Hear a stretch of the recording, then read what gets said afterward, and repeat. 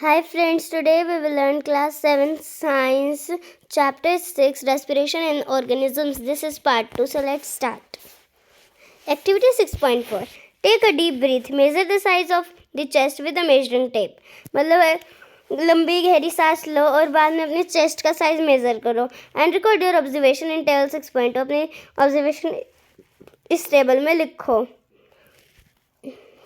Measure the size of the chest again when expanded and indicate with classmates shows the maximum expansion of chest.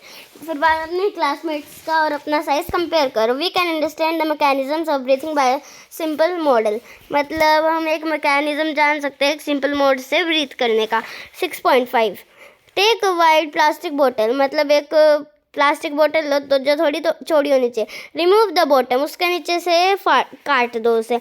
Gate a Y shape glass और plastic tube. एक Y shape का glass कांच या एक plastic tube लो. Make a hole in the lid so that the tube can pass through it. मतलब फिर ऊपर एक छेद बना दो जिससे ट्यूब उसमें से निकल सके. To the forked end of the tube fix two deflated balloons. और जो दो कोने हैं उसके उसमें दो बलून्स लगा दो. Introduce the tube into the bottle as shown in figure 6.7. जैसा कि फिगर 6.7 में दिखाया हुआ है वैसे करो.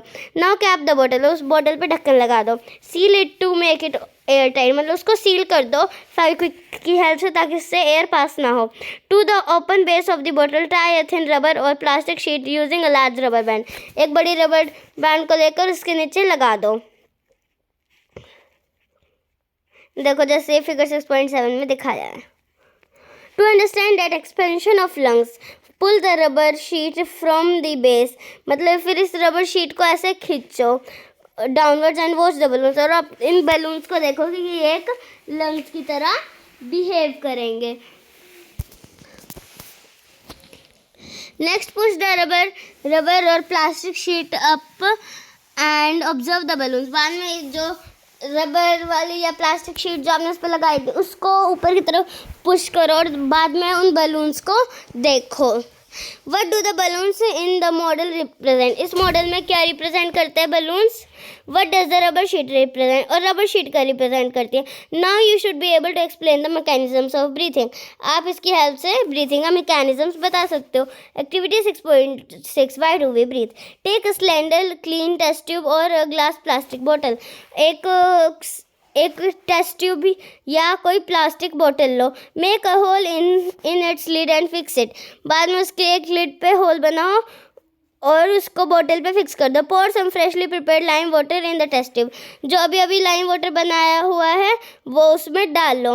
Insert a plastic straw through the hole in the lid in such a way that it dips in lime water. मतलब बाद में उस एक प्लास्टिक स्ट्रॉ को उसके अंदर डालो और उस लाइम वाटर को ऊपर की तरफ खींचो. Now blow gently through the straw a few times. बाद में उस लाइम वाटर में ब्लो करो मतलब फूको.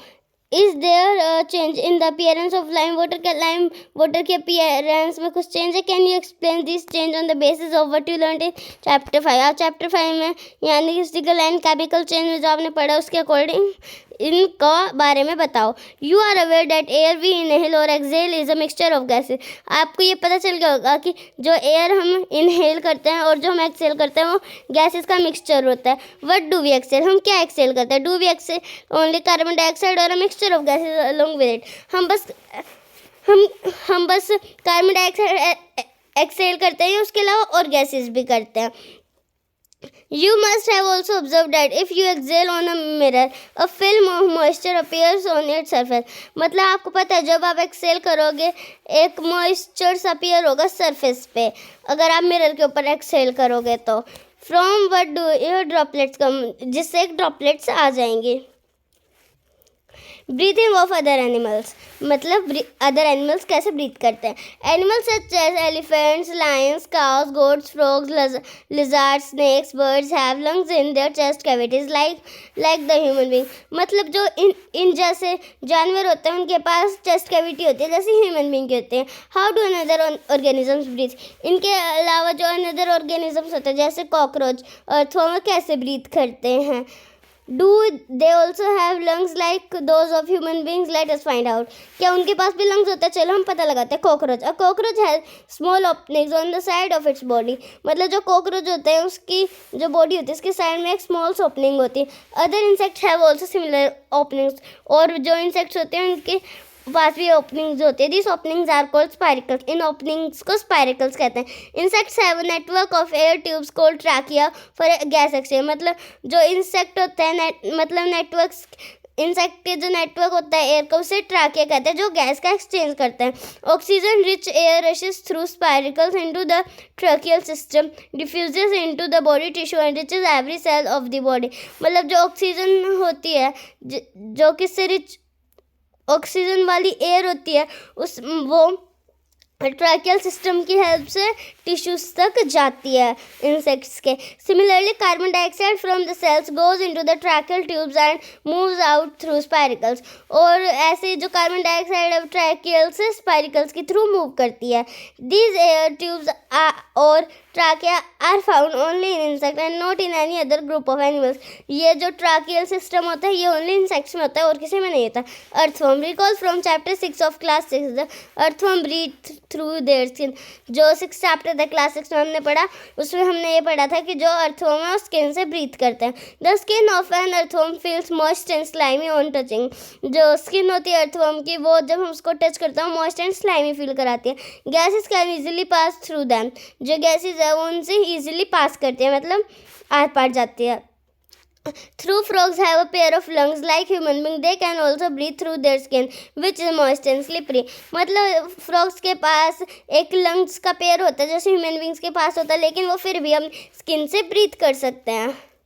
Breathing under water, can we breathe and survive in water? क्या हम पानी में रह सकते हैं और सांस ले सकते हैं? There are many organisms which live in water.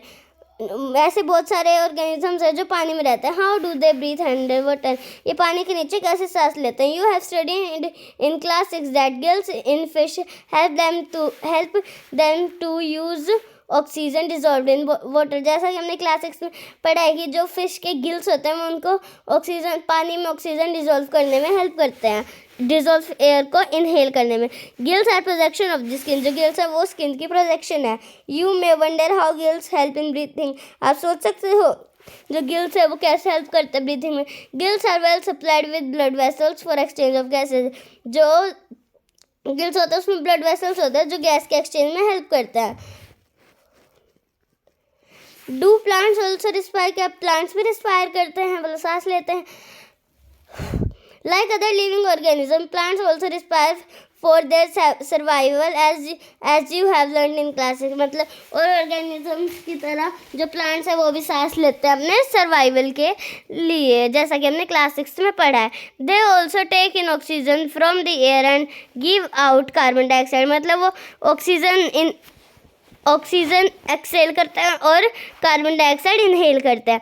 In the cells oxygen is used to break down glucose into carbon dioxide and water as in other organism. जो सेल्स होते हैं ऑक्सीजन के वो ग्लूकोज को अलग अलग पीसेस मतलब energy में ब्रेक करने में हेल्प करता है और वाटर भी। In plants each part can independently take in oxygen from the air and give out carbon dioxide। मतलब ऐसे ही जो कुछ प्लांट्स होता है वो ऑक्सीजन और लेकिन रात के टाइम में जो प्लांट्स होते हैं वो ऑक्सीजन इनहेल करते हैं और कार्बन डाइऑक्साइड एक्सहेल करते हैं। You have already learn in chapter 1 that the leaves of plants have tiny pods called stomata for exchange of oxygen and carbon dioxide. मतलब हमने चैप्टर 1 में न्यूट्रिशन इन प्लांट्स में पढ़ा है कि जो लीव्स हैं प्लांट्स की उनमें छोटे छोटे टाइनी पोर्स होते हैं जिन्हें स्टोमेटा कहते हैं। वो ऑक्सीजन के एक्सचेंज में हेल्प करती हैं, ऑक्सीजन और कार्बन डाइऑक्साइड के। Like all other living cells of the plants the root cells also need oxygen to generate energy. जो ये लिविंग सेल्स होते हैं प्लांट्स के वो ऑक्सीजन एनर्जी जनरेट करने में हेल्प करते हैं। Roots take up air from the air spaces present between the soil particle. जो रूट्स हैं वो एयर को ऊपर ले जाती है और सॉइल में मिला देती हैं। Can you guess what would happen if a potted plant is overwatered? आप जानते हैं क्या होगा कि अगर कोई प्लांट में ज़्यादा पानी दे देंगे तो प्लांट खराब होना स्टार्ट हो जाएगा. In this chapter you learn that respiration is a vital biological process. मतलब हमने चैप्टर में पढ़ा है कि जो रेस्पिरेशन है वो एक वाइटल बायोलॉजिकल प्रोसेस है. All living organism need to respire to get the energy needed for their survivals. जो और सारे लिविंग ऑर्गेनिजम्स उनको रिस्पायर की ज़रूरत पड़ती है सर्वाइवल के लिए. तो ये हमारा चैप्टर फिनिश हुआ. तो if you like this video, please like it, share it, comment it, and don't forget to subscribe it. Bye guys.